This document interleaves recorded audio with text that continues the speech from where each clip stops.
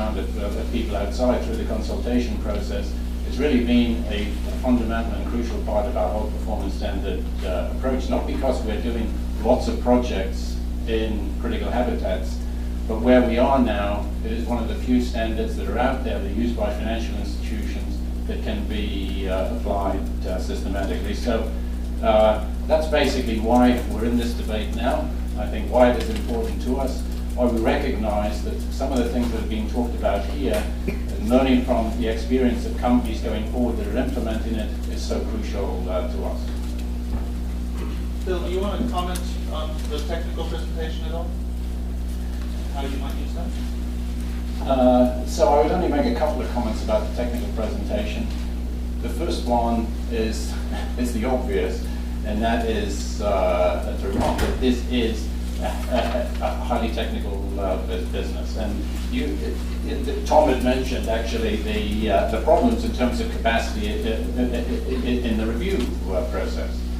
Of course, the problems are absolutely there in terms of the management process. And what we see now is a huge need for biodiversity management specialists to work with companies in a practical way to achieve this. There is a shortage of those individuals. A lot of technical specialists. IFC, if we advertise for technical specialists on any single item, whether it be a social specialist, an airshed specialist, we get lots of people with technical qualifications, very few people who are able to work with business on practical solutions. So I think this is a huge, huge challenge that is out there in terms of the presentation. I like the idea of this core of a group that should be identified and trained, and I think this is something we should be thinking about more generally in terms of how academia actually approaches this as well on the practical level, as I say, from a management perspective. Josh, do you want to keep this microphone? Yeah, sure, if you can use the other one. Thank you. All right. So Pippa, tell us a little bit about yourself. What does this stuff have to do with FFI, and also any comments on the technical presentation? Thanks, Josh. Good morning. I lead the Business and Biodiversity Program at Born for International, and this essentially involves all the interactions and engagements that we have with the private sector. We took a leap into this whole field, and it's really interesting to see the debate still happening out in the conservation world about whether or not this is a good idea, and it really is a good idea. Trust me, this is innovative conservation. FFI has had a partnership with Rio Tinto for more than 14 years now, and has been an integral part of the development of the whole NPI framework. And it's a risk and opportunities-based approach. It provides a very solid framework and a very logical framework to the management of the impacts that any kind of development, whether it's private sector or from any other sector, has on the environment. This Congress is filled with the message that biodiversity is still in decline, the impacts we're having is still in decline. As Josh put it yesterday, that we have an erosion of our natural capital. And it's time to actually take hold of this through some innovative mechanisms like those provided within the NPI process and the whole biodiversity action planning process to stop that and start to reverse. And essentially, the fundamental principle is a positive gain. That can only be right. We've been working with Rio Tinto on, at the moment, are currently actually implementing the NPI strategy at 3 sites in southern Africa, and we've been working very closely with the TBC and Rio Tinto to implement this at the Oil Tolgoi site in Mongolia, and we've learned an enormous amount with it. This is stuff absolutely implementing and protecting biodiversity and achieving conservation gains.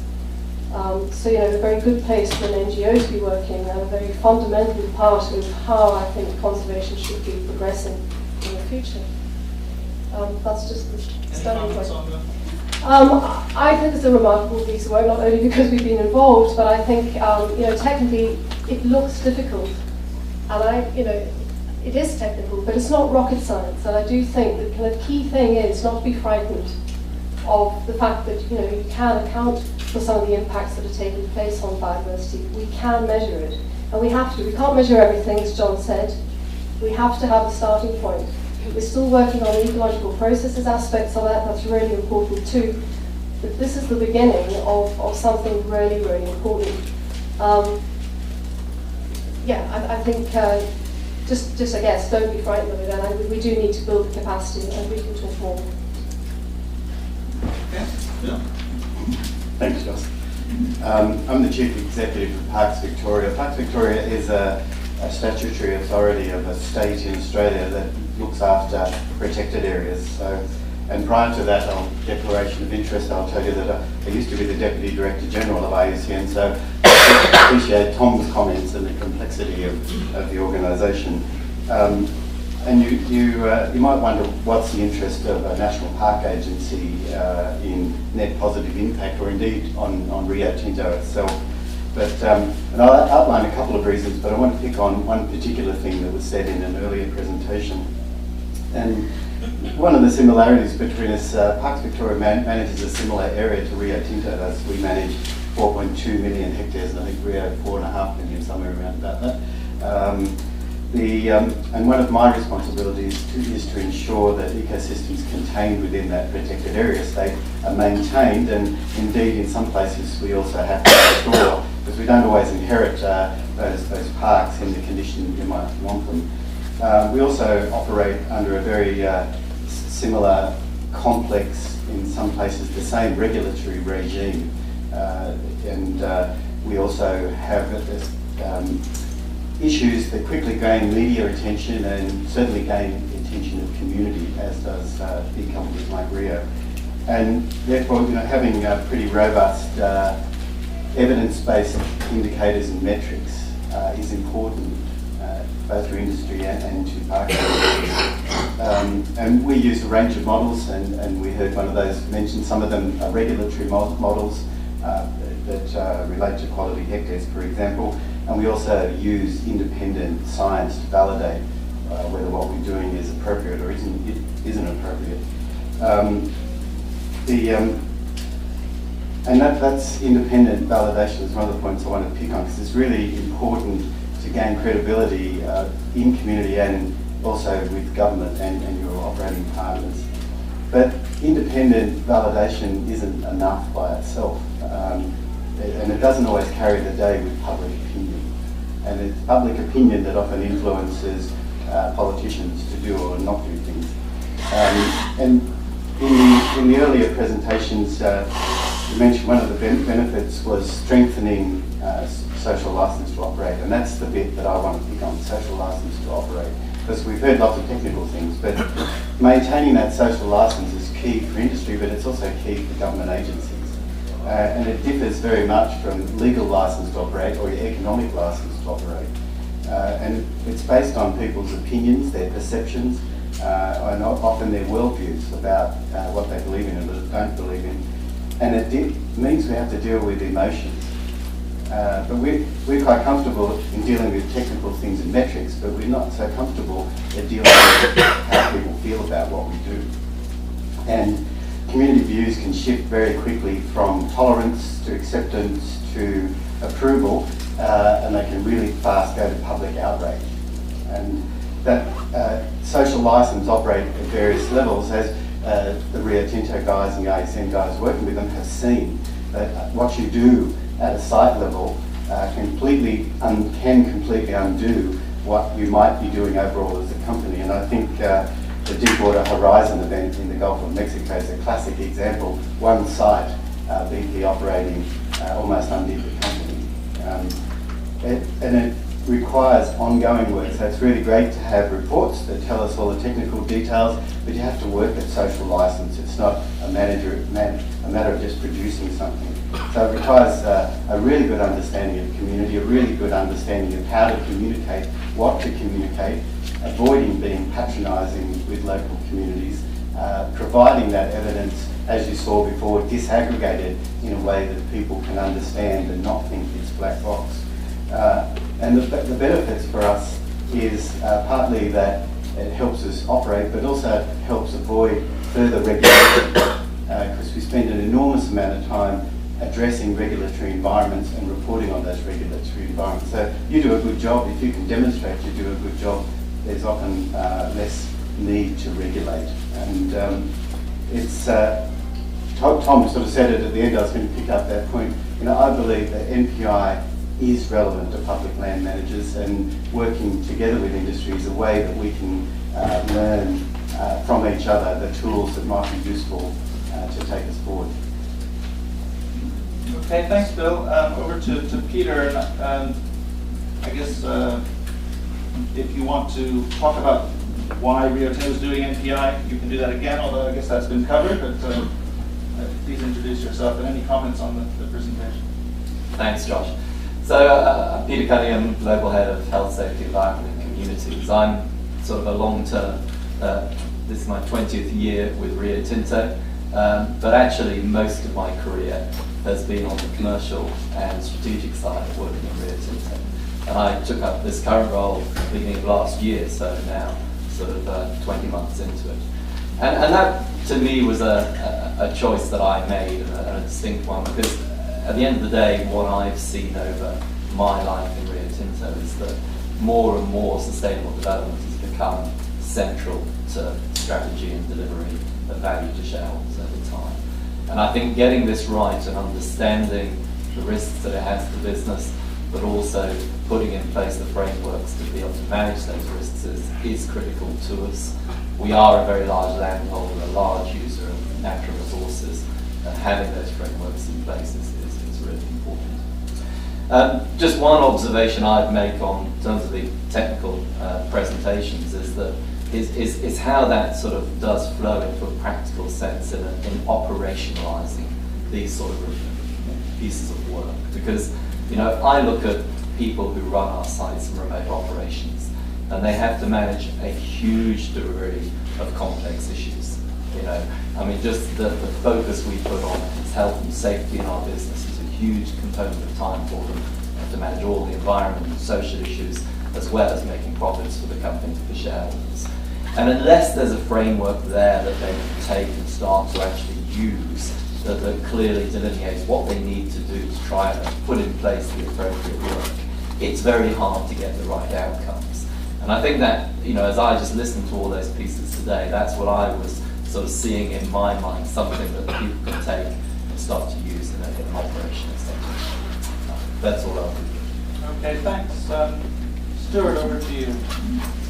I'm Stuart McGuinness. I'm the Global Director for Nature-Based Solutions, which is a rather cryptic name for an eclectic group of programs. I'm responsible for our work with the units that run our work with the Business Biodiversity unit, all our social science units, gender, economics and social policy, and all our bio work, marine, forests, and water and ecosystem management. I suppose to try to answer Josh to why we're involved is because of you and Bill, but a more considered approach is actually, I think the fact is if you look at large areas of the tropics where there's significant areas of biodiversity, and I'll pick West Africa in particular, many West African governments are relying on income from the extractive industry for a significant proportion of their foreign exchange and a significant proportion of their contribution to their GDP.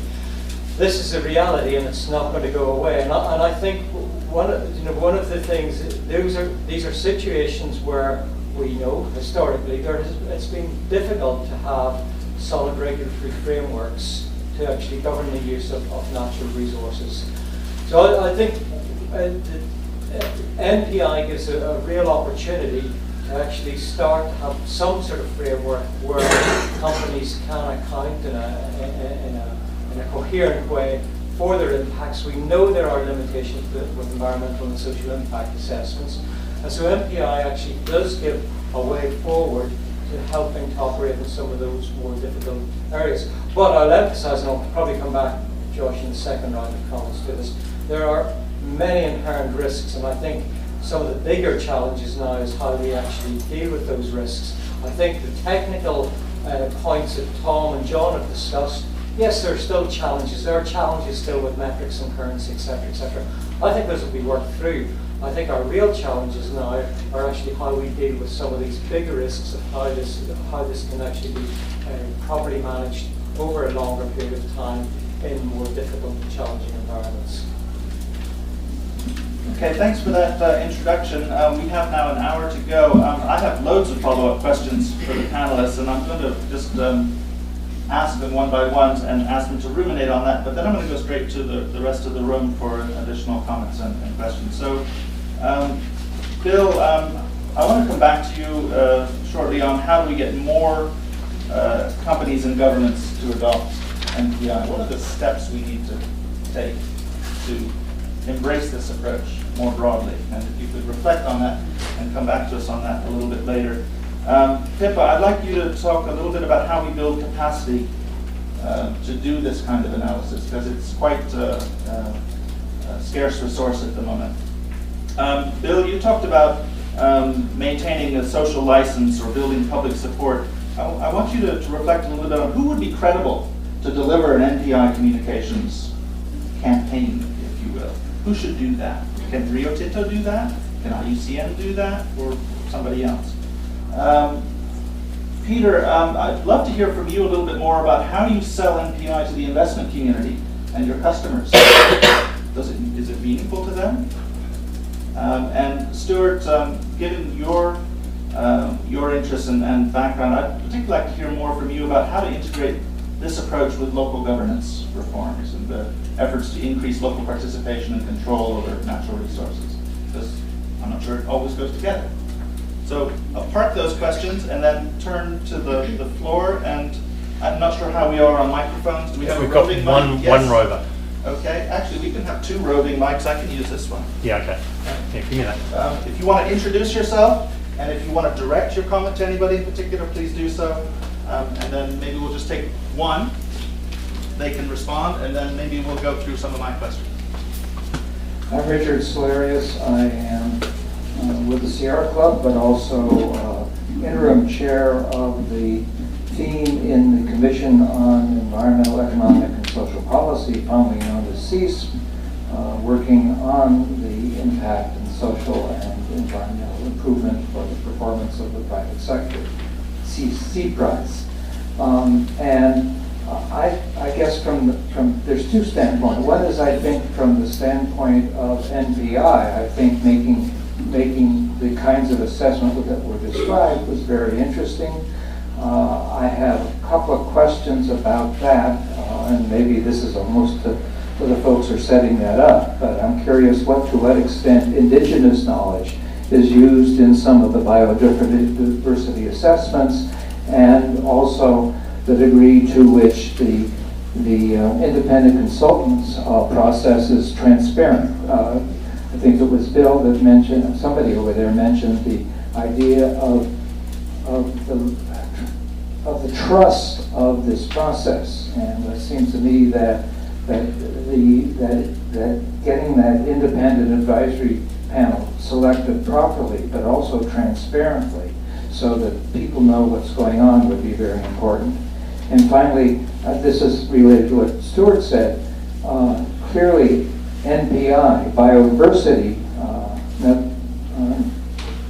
improvement in biodiversity, is only one aspect of the operations that the public, and particularly our commission, is very concerned about, and that's the overall social impact, social and cultural impact. And that seems to me needs to be part of this whole process. It's got to overlay it. It's not just biodiversity, but there are people involved, there are cultures involved, and I've seen in Arizona particularly, I've seen where they worry about biodiversity, but the social impact is also very critical and the most controversial part of their development. Okay, thanks. If I could just try to summarize the three questions there, as far as I understand it. One around these social impacts, or the social side of NPI. One around the process for selecting auditors, the people who do the review. And the third one, which is just indigenous and local communities, and how are they indigenous knowledge in the biodiversity assessment. Okay. I don't know if Tom or John want to come back on any of these, or if one of the panelists wants to have a go, but those are all good questions. Do you want to do the Indigenous? I'm happy to say something on that. So, Indigenous knowledge is used in Rio Tinto biodiversity action planning. I'll give an example from Rio Tinto Simandu in the Republic of Guinea. So, as explained in the presentation, these kinds of, if you like, ecosystem services, the way people are using species, habitats, natural resources, isn't yet part of the net positive impact accounting. Within the Rio Tinto biodiversity action planning process, there are teams who go out to interview local community about their use of local natural resources, cultural sites, etc. So it's part of the biodiversity action planning process, but it's not yet within the MPI accounting. Just make one comment on Bill? Yeah, go ahead. One very important part of the performance standards is actually there are links between links between performance standards 6, but also to 7 on indigenous peoples, and also in fact in 8 on cultural heritage. So it's fully recognized that indigenous groups have got a particular well, the company rather got a particular obligation in terms of not only consulting, but where there's going to be a significant impact. And